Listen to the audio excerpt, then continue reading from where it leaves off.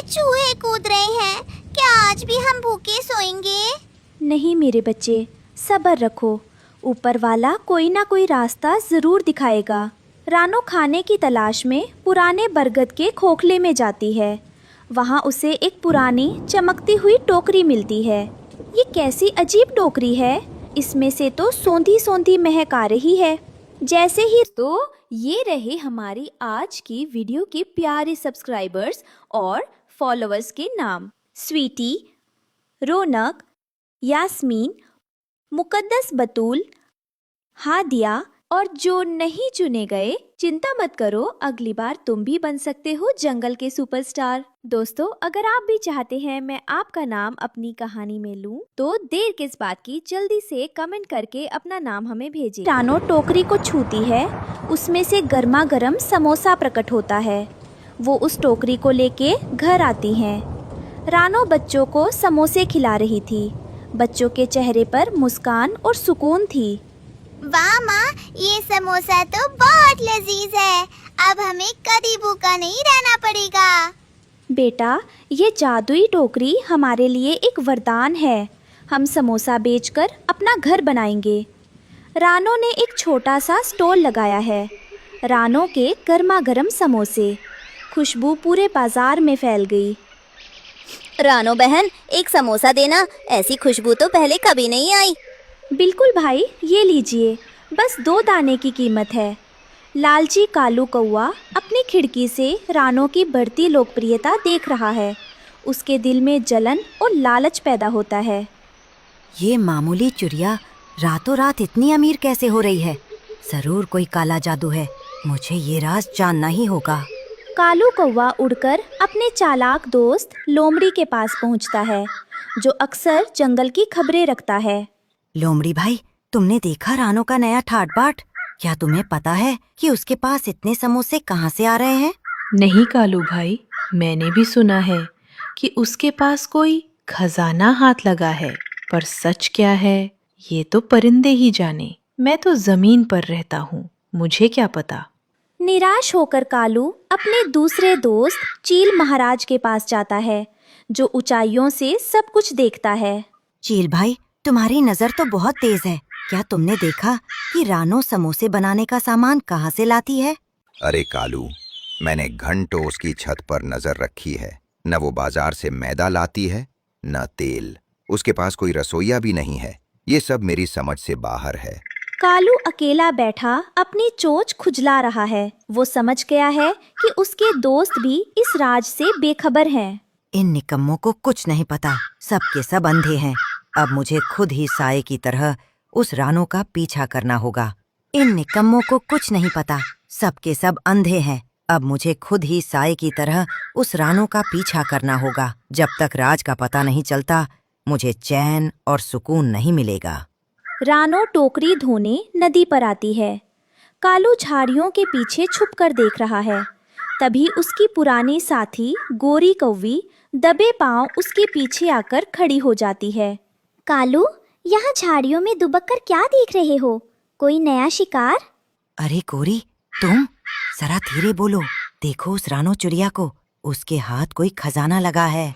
शुक्र है मौला, इस टोकरी ने मेरे बच्चों की जिंदगी बदल दी। बस एक बार कहो समोसा हाजिर हो और चमत्कार हो जाता है।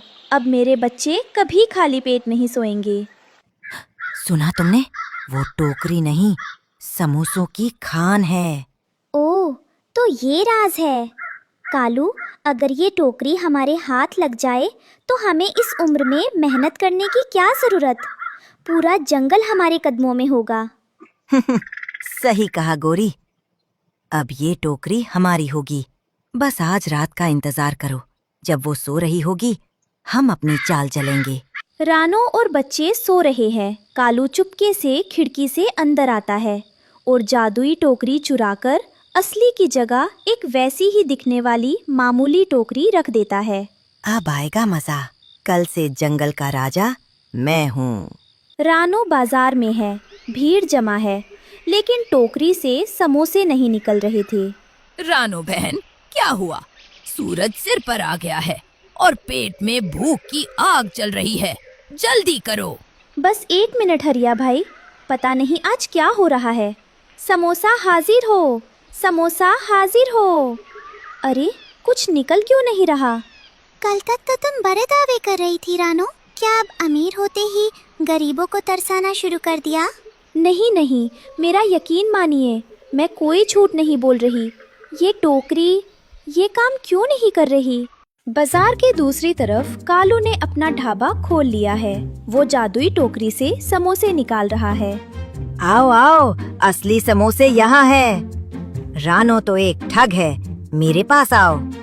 देखा भाइयों, रानो ने आपको धोखा दिया, पर कालू भाई बड़े दिल वाले हैं। जो हमें दाने देगा उसे गर्मा गर्म समोसा मिलेगा। समोसा हाजिर हो। टोकरी से धुआं निकलता है और एक कुरकुरा समोसा बाहर आता है। भीड़ रानो को अकेला छोड़कर कालू की तरफ दौड़ पड़ती है। रानो रोती हुई घर लौट रही है। उसके पास बच्चों के लिए दूध खरीदने के पैसे भी नहीं बचे। मेरे साथ ऐसा क्यों हुआ? मैंने तो कभी किसी का बुरा नहीं चाहा। माँ उदास मत हो, हम फिर से दाने चुन लेंगे, पर आप मत रो। जंगल का सबसे बुजुर्ग और समझदार उल्लू रानो को बुलाता है। रानो, परेशान मत हो। जादुई चीजें सिर्फ साफ दिल वालों के पास टिकती हैं। कालू का लालच ही उसे डुबोएगा। कल तुम कालू के पास जाओ। कालू घमंड में चूर था। रानो वहाँ पहुँचती है। कालू भाई, मेरी टोकरी लौटा दो, मेरे बच्चे भूखे हैं। कैसी टोकरी? ये मेरी है, देखो, समोसा हाजिर हो। अचानक टोकरी से समोसे की जगह जलते हुए अंगारे और कांटे निकलने लगते हैं। कालू के पंख जलने लगते हैं। वो दर्द से चिल्लाता है। जादुई टोकरी हवा में उड़ने लगती है। बचाओ, ये क्या हो रहा है? ये टोकरी मुझे मार डालेगी। टोकरी ने तेरा लालच भांप लिया है कालू। सच उगल दे, वरना खाक हो जाएगा। कालू सबके सामने हाथ जोड़कर रोने लगता है। मुझे माफ कर दो, मैंने रानो की टोकरी चुराई थी। ये लो अपनी बला, मुझे नहीं चाहिए। जैसे ही रानो टोकरी को छूती है, आग बुझ जाती है। अगले दिन से रानो ने अब एक मुफ्त लंगर शुरू किया। बच्चों, याद रखना, जो चीज दूसरों का हक मार कर ली जाए वो कभी बरकत नहीं देती। सच है माँ, ईमानदारी की सूखी रोटी भी लालच के समोसों से बेहतर है। लालच और धोखे की नींव पर खड़ा महल जल्द ही गिर जाता है, जबकि ईमानदारी और सब्र का फल हमेशा मीठा होता है। रानो के बच्चे कुकू और गुड़िया जंगल के पक्षी स्कूल से उदास लौट रहे थे। उनके पास अच्छे घर घोंसले नहीं थे और दूसरे अमीर पक्षी उनका मजाक उड़ाते हैं। माँ, क्या हम हमेशा गरीब ही रहेंगे? स्कूल में बाज के बच्चे हमें पुराना घोंसला कहकर चिढ़ाते हैं। मेरे नन्हे फरिश्तों, अमीरी पंखों से नहीं दिल से होती है। अपनी मेहनत पर यकीन रखो, एक दिन सब ठीक होगा। रानो झील के पास से जा रही थी, तभी उसे पानी में डूबती हुई एक नीली तितली दिखाई दी। रानो अपनी जान जोखिम में डालकर पानी में कूदती है और उसे बचा लेती है। घबराओ मत नन्ही तितली, तुम सुरक्षित हो। तभी एक तेज रोशनी होती है और तितली एक सुंदर नीलम परी में बदल जाती है। तुमने एक परी की जान बचाई है रानो। तुम्हारी सादगी और बहादुरी ने मेरा दिल जीत लिया। परी अपनी जादुई छड़ी हवा में घुमाती है। रानो के सामने एक चमकता हुआ नीला कमल प्रकट होता है। रानो, ये नीला कमल जादुई है। इसे अपने घर के कोने में रखना। जब भी तुम निस्वार्थ भाव से दूसरों की मदद करोगी, इसकी एक पंखुड़ी झड़ेगी और तुम्हारे घर में खुशहाली और कीमती मोती बरसेंगे। शुक्रिया परी माँ, मैं इसका सही इस्तेमाल करूंगी। रानो घर पहुंचकर बच्चों को सब बताती है। वो कमल को बीच घर में रखते हैं। पूरा घर नीली रोशनी से भर जाता है। वाह माँ, ये तो जुगनू से भी ज्यादा चमक रहा है। क्या अब हम अमीर हो गए? नहीं बेटा, ये तभी फल देगा जब हम दूसरों के आंसू पोंछेंगे। ये लालच के लिए नहीं, भलाई के लिए है। कालू कौवा और गोरी कौवी एक पुराने खोखले पेड़ में छिपे हैं। वो खिड़की से रानो के घर की नीली रोशनी देखते हैं। देख रहे हो कालू, उस रानो की किस्मत फिर जाग उठी है। वो रोशनी आम नहीं है। इस बार मैं कोई गलती नहीं करूँगा। पिछली बार टोकरी चुराई थी, इस बार हम उस जादू की जड़ ही काट देंगे। जंगल में सूखा पड़ा है, पक्षी प्यासे और भूखे हैं। रानो नीलम कमल के पास बैठकर प्रार्थना करती है और अपनी रोटी का आखिरी टुकड़ा एक बूढ़ी चिड़िया को दे देती है। माताजी, आप ये खाइए, आपको इसकी ज्यादा जरूरत है। तभी घर के अंदर कमल की एक पंखुड़ी गिरती है और पूरा आंगन अनाज के दानों और पानी के घड़ों से भर जाता है। उसी जंगल में हरिया तोता और हरियाली तोती अपने 3 छोटे बच्चों के साथ रानो के घर के बाहर पहुंचते हैं। रानो बहन, कहीं कोई फल नहीं बचा, मेरे बच्चे प्यास से तड़प रहे हैं। घबराओ मत भाई, ऊपर वाले ने चाहा तो कोई भूखा नहीं रहेगा। रानो घर के अंदर जाकर कमल के सामने हाथ जोड़ती है। तभी एक पंखुड़ी और गिरती है। अचानक आंगन में ताजे रसीले आम और ठंडे पानी के छोटे छोटे कटोरे प्रकट हो जाते हैं। शुक्र है भगवान, रानो तुम हमारे लिए किसी फरिश्ते से कम नहीं हो। रानो बहन, वो नदी किनारे जो बुलबुल का परिवार है, वो भी बहुत परेशान है। उसके बच्चे बीमार हैं। रानो खुद अनाज की पोटली लेकर बुलबुल चिड़िया के पास जाती है, जो अपने बीमार बच्चों के कारण कहीं बाहर नहीं जा पा रही थी। रानो, मैं दाना लेने भी नहीं जा सकती, मेरे बच्चे बहुत कमजोर हो गए हैं। बुलबुल बहन, हिम्मत मत हारो, ये अनाज लो और अपने बच्चों को खिलाओ। जैसे ही रानो अनाज देती है, नीलम कमल की चमक बुलबुल के घर तक पहुंचती है। बीमार बच्चे चहचहाने लगते हैं और उनके पंखों में नई जान आ जाती है। धीरे धीरे पूरे जंगल में खबर फैल जाती है। रानो के घर के बाहर कतार लग गई है। कुकू और गुड़िया भी अपनी माँ के साथ मिलकर सबको दाना और पानी बांट रहे थे। माँ देखो, सबकी आंखों में अब कितना सुकून है। हाँ बेटा, जब हम दूसरों का पेट भरते हैं तो हमारा अपना दिल भर जाता है। यही इस जादुई कमल की असली बरकत है। रानो ने पूरे जंगल के लिए लंगर लगा दिया है। हर कोई उसे दुआएं दे रहा है। कालू और गोरी भीड़ में छिपकर ये सब देख रहे हैं। गोरी, अगर वो कमल हमारे पास हो तो हम हर दाने के बदले सोने का तिनका मांगेंगे। हम इस जंगल के राजा और रानी बनेंगे। पर वो परी का जादू है कालू, हमें सावधानी से काम लेना होगा। गोरी और कालू एक बीमार पक्षी का भेष बनाकर रानो के घर पहुंचता है। वो खांसने का नाटक कर रहा है।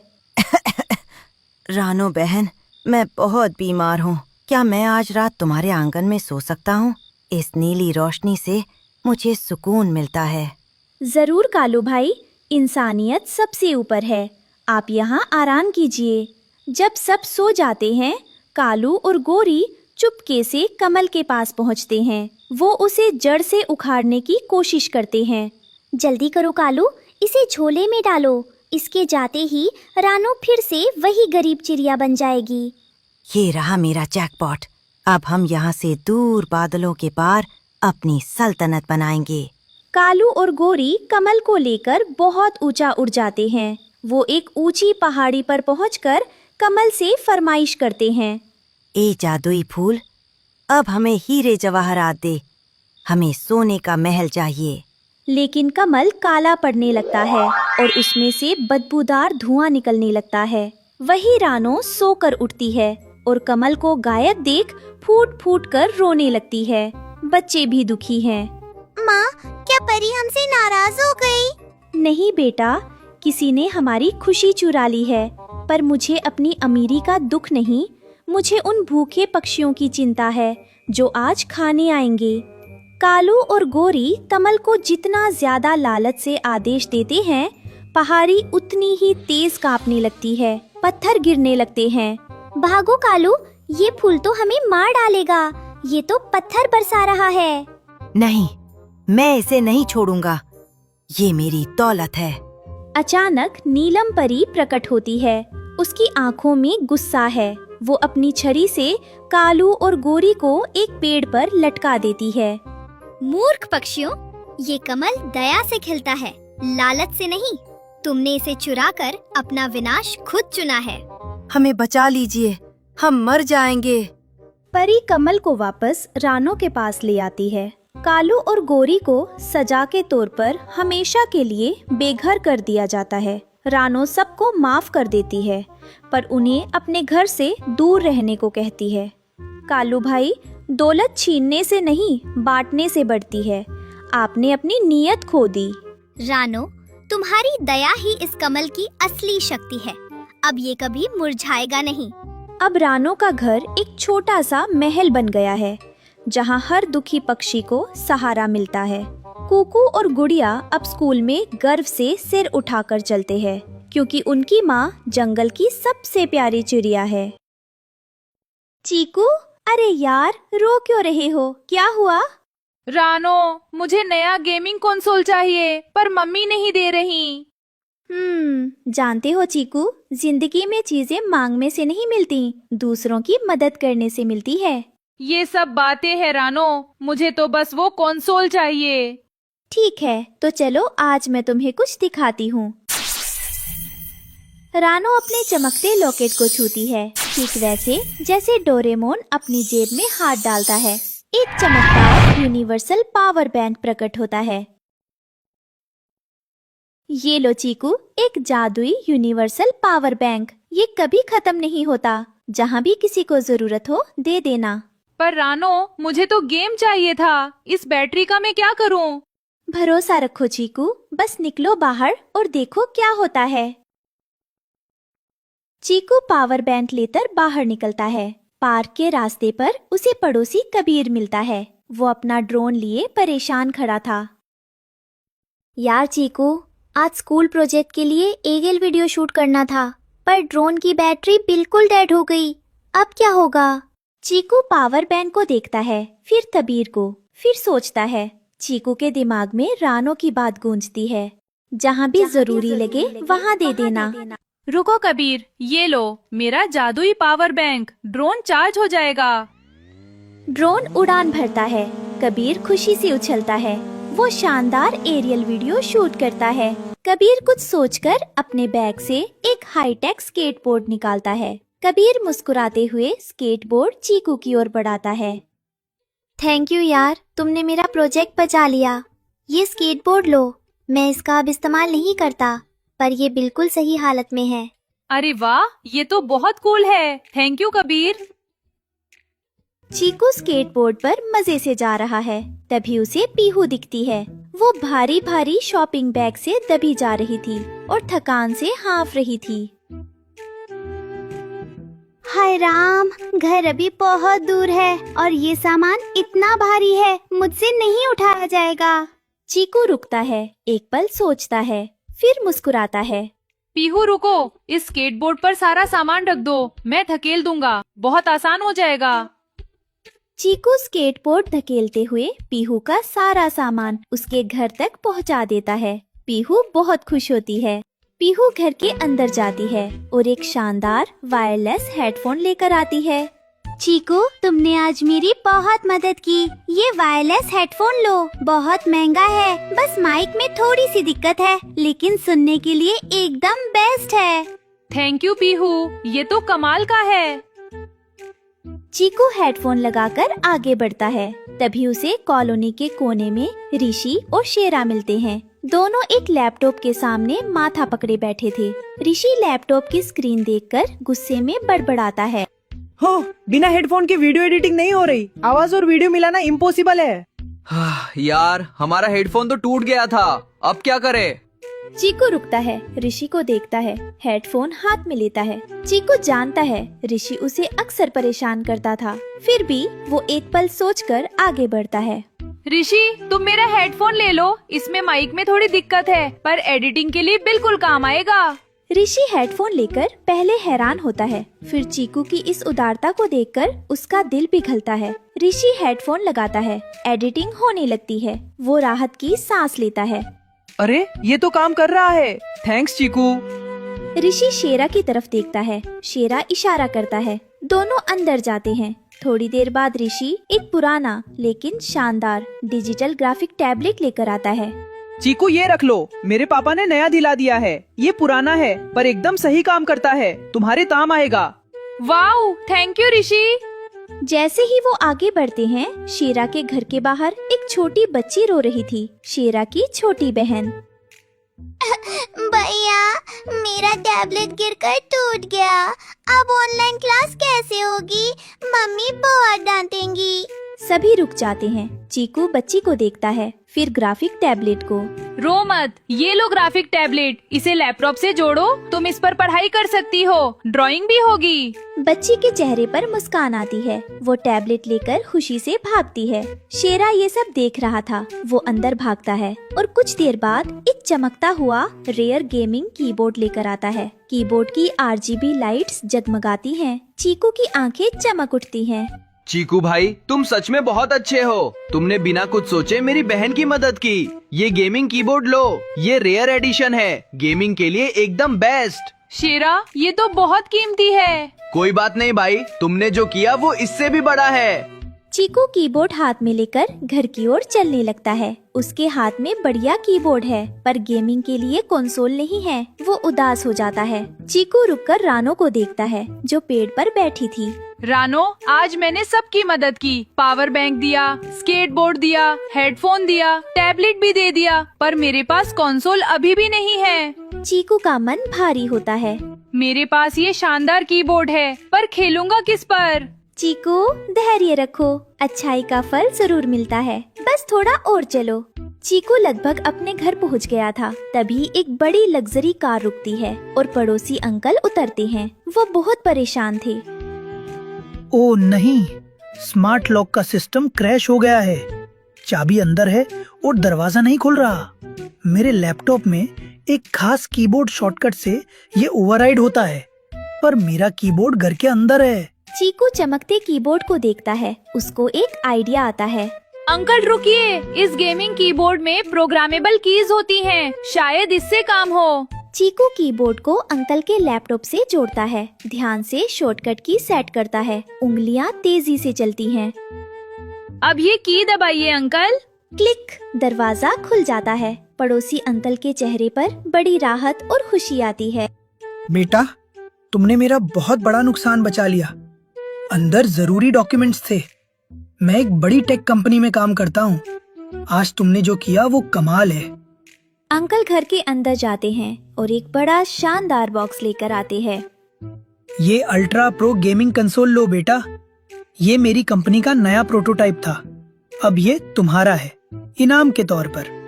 चीकू की आंखें फटी की फटी रह जाती हैं। वो बॉक्स को छूता है। उसको सपने जैसा लगता है। ये सच में मेरे लिए है। OMG! बिल्कुल, तुम इसके हकदार हो बेटे। चीकू दौड़कर घर पहुंचता है। मम्मी दरवाजे पर खड़ी थी। चीकू उनसे लिपट जाता है और रोते हंसते हुए सब बताता है। मम्मी हैरान होती है, फिर प्यार से चीकू के बाल सहलाती है। मम्मी देखो, गेमिंग कंसोल। और आज मुझे समझ आया, जब हम दूसरों की मदद करते हैं तो यूनिवर्स हमारी मदद करता है। शाबाश मेरे बेटे, ये तुम्हारी अच्छाई और दिल की दरियादिली का फल है। मुझे तुम पर बहुत गर्व है। खिड़की पर रानो बैठी मुस्कुरा रही थी। पंख फड़फड़ाती है। थैंक यू रानो, तुमने आज मुझे असली खुशी का मतलब समझाया। रानो उड़ने की तैयारी करती है।